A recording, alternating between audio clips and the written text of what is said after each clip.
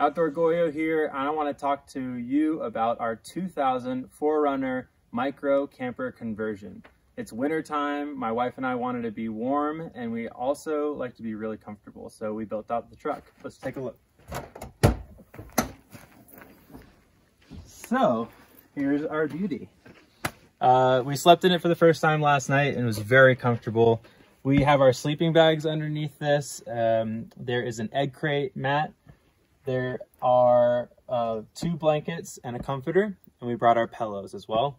So it was nice and toasty inside. To also keep us warm, we have Reflectix insulation that we cut out for all the windows, and you just stick it into the sides and it stays put for the whole night.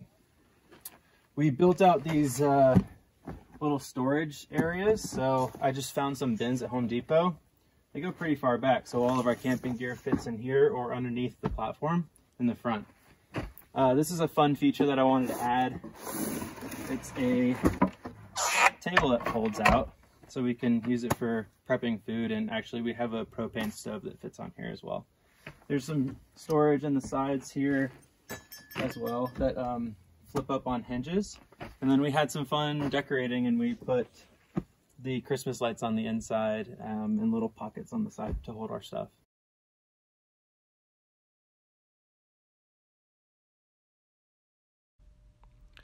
Here's a look at the back of the truck.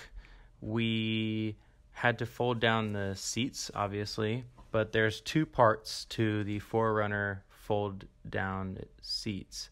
One is the back of the seat and one is the seat of the seat.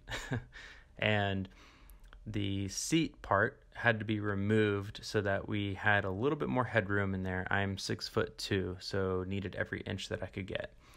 It's about 78 inches or so from that cup holder in the center console all the way to the hatch, and I needed to buy myself all that room. So we started with the frame. This frame was essentially just 3 pieces of plywood. It's probably the cheapest way to do it, so you can really measure how high you wanted to go. The advantage of only doing 9 inches from the base is that you still had a little bit of headroom. The disadvantage is that you had to cut around the wheel well on the driver's side, and I'll show you that in a little bit. We had to put a brace in the middle, and it's also where the 2 pieces of the platform will be joined together when you do extend it.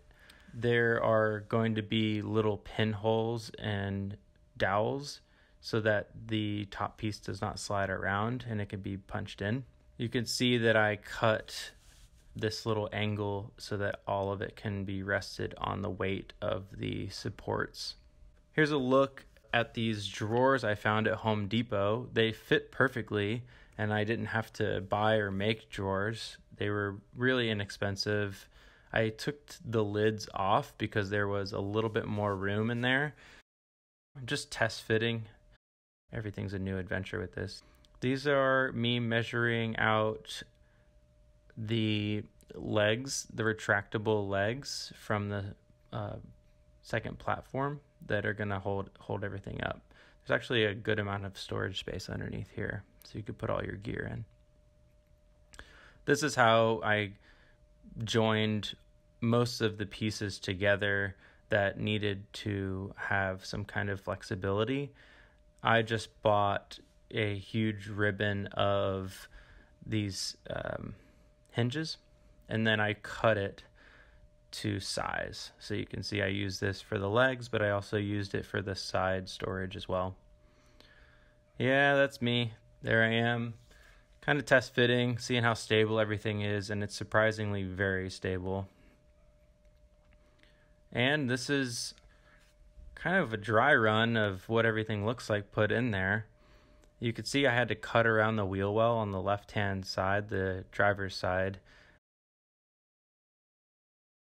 While all this was going on, Hollis was cutting out the sizes of the windows for the installation. We took the pieces outside, spray painted the back end, so we were a stealth mobile. No one would know we were in there camping, which was nice. We hung them out to dry, And while we were doing that, we cut out the carpet.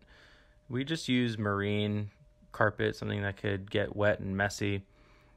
And then we hinged the side storage panels. I would prefer if it was seamless, but this was the truest way to get a good fit. If I were to do it again, I'd probably try and figure out a better way. This is the end result. Worked out really well. The platform to the front of the car actually just pops off and comes all the way back to the back and just sits on top of the platform in the back. So those passenger seats can go right back up again. And then right when you think you're done, there's always an addition, and I thought I'd build out a table that could pull out from one of the storage areas. So I just made a simple frame for it, all out of the same piece of wood that I had polyurethane the top for. And then just bracketed it, glued it up, and we're ready to go. Check out our blog post for more information. I'm going to put all the dimensions on there, some pain points that we hit along the way that I would probably change, and then some more photographs of how to set the whole system up. So thanks so much.